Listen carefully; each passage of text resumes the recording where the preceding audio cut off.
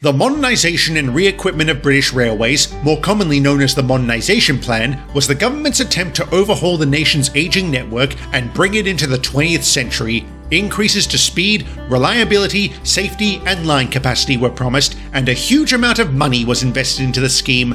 But, I'm sorry to say, the plan was ultimately a costly failure and a missed opportunity. Instead of revolutionising the rails, the plan merely updated them as they already existed. Furthermore, it failed to equip BR with the means necessary to defend against growing competition, primarily from the roads. Indeed, the number of cars, buses and lorries had exploded throughout the post-war years, offering greater convenience and affordability to people and businesses. The main cause for this is the little-known fact that back in the 19th century, railways were designated as common carriers. This meant we were legally obligated to undertake any and every job, regardless of whether it was economical to do so. The roads had no such restrictions and could easily undercut us on even the cheapest of carriage rates.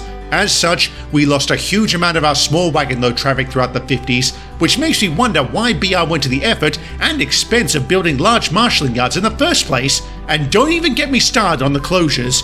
Under modernisation, many small lines that were considered superfluous or uneconomical were shut down across Britain, and unfortunately, the Loop fit this definition and was closed on April 23, 1956. Thomas, Toby and I took extreme exception to this, as did Whiff about a week later.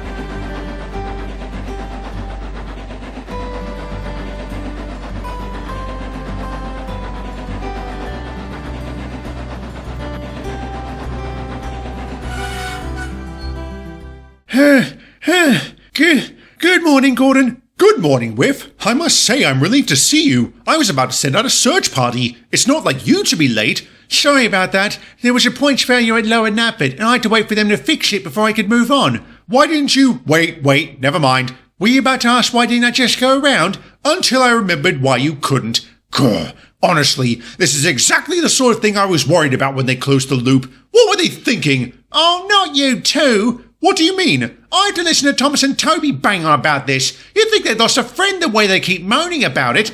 Come now, Eileen, have some compassion. It used to be the main line for the Elsbridge and Knapford Railway, which they and Edward helped build, literally from the ground up. I too would be miffed if the fruits of my labour were cast aside so blithely, even if it was for the best. You support the closure? Yes, it was a waste of track. It didn't have any depots or yards and only a single station. And no one lost their job since the lads who worked there were all reassigned, so I don't know what all the fuss is about. It was an important redundancy. If there was a foul up around the tunnel, which need I remind you is prone to being blocked by snow during the winter, trains were still able to run. Not all of them. I don't remember you ever using it. Of course not. I'm too big and the line was insufficient for express trains and heavy goods. And when we were laid up, using the Loop didn't make much of a dent. No, it didn't. Maybe closing it was a good idea. And as you say, Eileen, nobody lost their jobs, which is indeed a blessing. Let's pray it remains that way.